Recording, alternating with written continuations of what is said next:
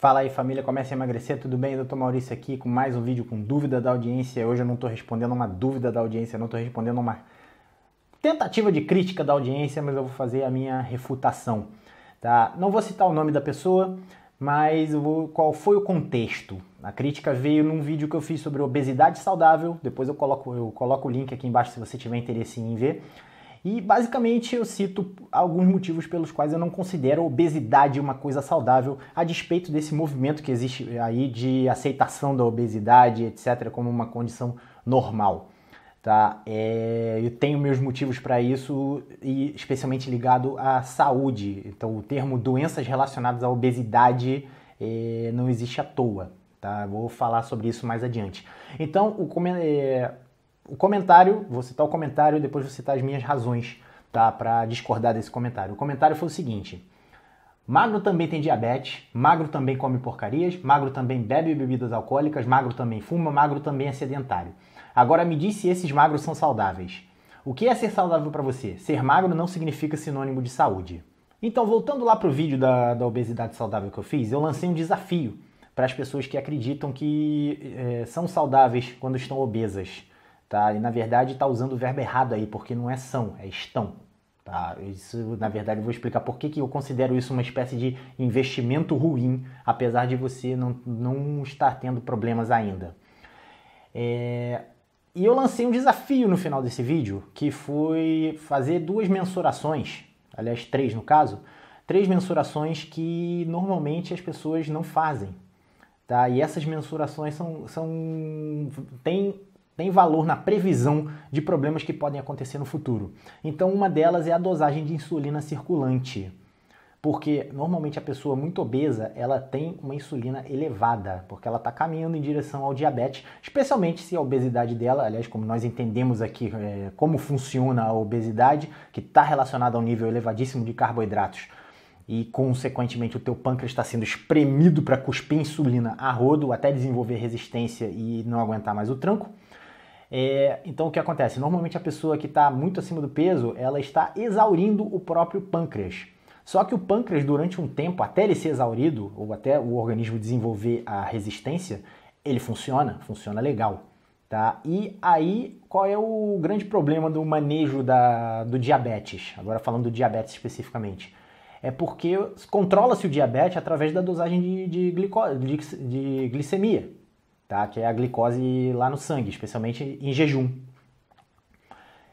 E qual é a grande falha disso? É porque a glicose, na verdade, isso não reflete o trabalho que o pâncreas está tendo. Está mostrando ali que o pâncreas está conseguindo segurar a onda, mas não está mostrando a que custo o pâncreas está segurando a onda, tá? Com a produção de insulina dele. Pode ser, por exemplo, numa pessoa mais magra, que não coma tanto carboidrato, coisa do tipo, que esse pâncreas não precisa estar produzindo insulina nenhuma, tá? E aliás é exatamente o que acontece quando você entra numa dieta low carb cetogênica. Teu pâncreas não precisa ficar produzindo insulina que nem o louco, vai produzir um pouco sim, mas é uma quantidade pequena, tá? Só para fazer manutenção, e o teu nível de glicose vai estar na normalidade. Da mesma forma, uma pessoa obesa cujo pâncreas está sendo exaurido, esse pâncreas ainda pode estar dando conta do recado, e aí a glicose vai estar no mesmo nível. Então são duas pessoas que vão estar, duas pessoas diferentes que vão estar com a glicose no mesmo nível. Só que isso não reflete o que está acontecendo nos bastidores, esse é o meu ponto. Uma coisa que reflete o que está acontecendo nos bastidores, e foi o primeiro desafio que eu lancei, dosagem de insulina. Porque se a tua insulina estiver alta, apesar da glicose estar baixa, ou normal, tá? Temos um problema aí. E isso não é nada saudável. Insulina elevada tem valor preditivo para o aparecimento de diabetes. Aliás, isso é óbvio. E o segundo desafio que eu lancei foi a mensuração de 2 quocientes, tá, que também são altamente preditivos para o aparecimento de doenças cardiovasculares, que são o quociente cintura-quadril e o quociente cintura-altura. Não vou entrar nos valores aqui, mas basicamente é você dividir a circunferência da sua cintura pela circunferência do teu quadril, e aí você tem uma tabela que você correlaciona com o risco de doença cardiovascular. E no caso do coeficiente cintura-altura é um pouco mais simples, a sua cintura não pode medir mais do que a metade da sua altura. Então, por exemplo, se você tem 1,80 m, metade de 180 é 90, a sua cintura não deve medir mais do que 90 centímetros para você não estar na faixa de risco. E aí você vai ver que uma pessoa que está obesa, que tá bem acima do peso, ela vai fracassar nessas, não digo fracassar, mas ela vai ser reprovada nessas medidas aí, nesses quocientes. E os quocientes, novamente, apesar de pouca gente utilizar, são comprovados que eles têm uma alta correlação, uma alta, acurácia. Tá? Agora não sei se eu usei o termo certo, mas eles têm valor preditivo para doenças cardiovasculares. Então, isso posto, o comentário soou mais como uma defesa de um status quo, talvez, não sei se a pessoa está acima do peso ou veio só se defender relativizando, mas ele tem altas falhas. Então, vamos lá, o passo a passo aqui do comentário. Primeira coisa que ela comentou foi: magro também tem diabetes. Tá? E eu fiz algumas anotações a respeito aqui. Para começo de conversa, a associação entre o diabetes e a obesidade ela é imensa, tá? E muito mais gente acima do peso, isso falando do diabetes tipo 2, tá? Diabetes tipo 1 é uma coisa mais genética. Muito mais gente acima do peso vai ter diabetes do que pessoas magras, tá? Ou seja, a exceção não justifica a regra.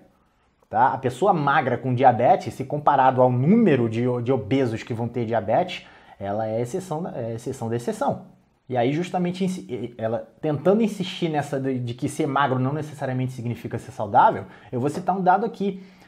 Um dos tratamentos para o diabetes chama-se emagrecimento. Tá? Inclusive, o pessoal do mundo low carb, que faz low carb cetogênica sabe disso. A dieta cetogênica ou low carb, ela é capaz de curar, isso mesmo que eu falei, curar o diabetes. E isso é óbvio. Você tem uma doença que foi causada, exauriu o teu pâncreas por um excesso de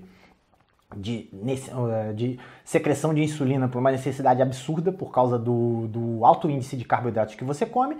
Se você para de comer carboidrato, tá, ou reduz bastante a sua ingesta de carboidrato, você não tem mais essa necessidade de produzir tanta insulina, o teu nível basal de insulina cai para uma normalidade, digamos assim, e você não tendo essa necessidade, revertendo o teu combustível para corpos cetônicos, a doença acaba. Tá? Pode ser que, dependendo do estágio, uma ou outra consequência do diabetes, tipo retinopatia, coisa do tipo, fiquem. Tá? Mas a doença em si, ela acaba se você adotar uma dieta low carb cetogênica. E não surpreendentemente, a dieta low carb cetogênica ela causa justamente o emagrecimento que leva à reversão do diabetes tipo 2.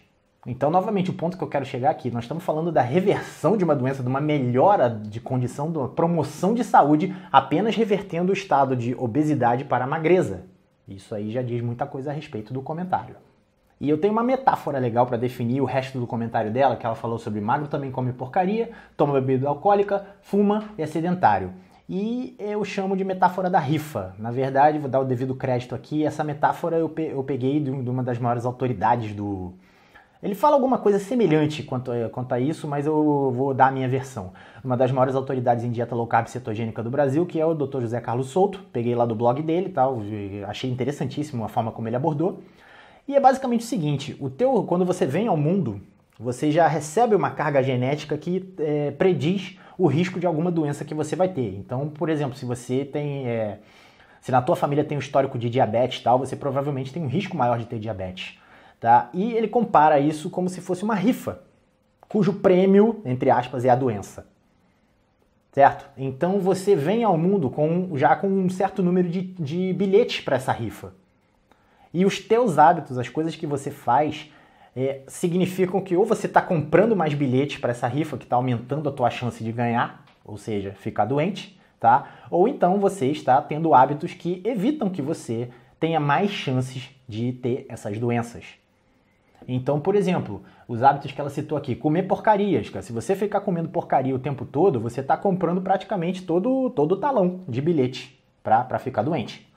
Se você toma bebida alcoólica, também, em menor escala. Fumar, então, se está relacionado com câncer, ou especialmente câncer de pulmão, você está comprando 2 talões. de bilhete para essa rifa aí, o ponto é, o teu risco de ser premiado existe. O que ela está se baseando aqui para falar do magro, que ser magro não necessariamente é ser saudável, é porque existe também, quando você participa de uma rifa, existe o risco de você não ser premiado. Então pode acontecer, mesmo você comprando praticamente todos os talões, tá? E Mega Sena aí que deve ter gente pagando, sei lá, 20 mil reais em aposta e não ganha nada, tá? Então, o que acontece? Pode ser, e você vai pescar um ou outro exemplo aí de pessoas que se tornaram obesas, são sedentárias, fumam, bebem, etc. Todo tipo de hábito tende a levar à doença, e essa pessoa pode não ser premiada. Tá? E é nisso que está falando. A pessoa pega o exemplo de um exemplo pontual ali que não representa o todo, fala, tá vendo essa pessoa que fumou a vida inteira, bebeu a vida inteira, etc, etc, e morreu só com 90 anos e ainda morreu de acidente de carro. Então essa pessoa foi a sorte, tá? Porque se você aplicar isso numa população, vai ter muito mais gente azarada do que sortuda. Isso você pode apostar. Um dado interessante que muita gente que fala de obesidade saudável usa é que existe não sei se é exatamente um estudo e qual não lembro exatamente qual sobre o que versava o estudo, mas o resultado era o seguinte, que estimava-se que no máximo 20% dos obesos não vão ter problema nenhum de saúde. Tá? Aí começaram a usar isso, tá vendo, 20% não vai ter, então ser obeso não necessariamente é ruim. Não necessariamente é ruim. O problema é que tem um número escondido aí que você não está vendo. 80% dos obesos vão ter algum problema de saúde. Tá? E o resultado você está vendo aí, os níveis de diabetes, de doença cardiovascular, só disparam junto com o aumento da prevalência da obesidade. Tudo bem, correlação não indica causalidade, mas é coincidência demais. E, novamente citando, existe o termo chamado doença relacionada à obesidade. E, aliás, tem várias, tá? Não só diabetes e problema de coração, etc. Por exemplo, infertilidade, tá? Síndrome de ovário policístico, essas coisas estão ligadas à obesidade também. Ela encerra o comentário dela com ser magro não é sinônimo de ser saudável. Mas eu posso garantir para você que se você pegar a mesma pessoa, tá? Versão magra e versão obesa, a versão magra está muito mais próxima de ser saudável, sim. Tá? A pessoa está acima do peso, você tem uma carga em cima do organismo, não só hormonal, como de resistência vascular periférica. Tá? Resistência vascular periférica é a força contra a qual o teu coração precisa bombear sangue. Isso pode levar a insuficiência cardíaca e hipertensão arterial. Aliás, por falar já que eu citei isso, tá, vou falar aqui da minha experiência em relação à minha versão obesa e à minha versão magra. Porque a minha versão obesa era hipertensa. E aí eu passei para a versão magra e a versão magra tem a pressão arterial normal. Então não vem falar para mim que obesidade é uma coisa saudável, né? Que ser magro é pior, né? Por favor, pelo menos no meu caso aqui eu posso garantir que não é e na maioria das vezes não é. E agora eu vou invocar o meu passado aqui, que para quem não sabe a minha formação original na medicina é ortopedia e traumatologia. Vou invocar aqui meu passado ortopédico, depois disso eu troquei de área, passei a trabalhar com emagrecimento. A obesidade ela é destruidora de articulações, porque nem todo mundo considera artrose, artrite, essas coisas uma doença, mas é incapacitante. Se você for ver perícia do INSS aí, vai ter muita gente inválida por causa disso.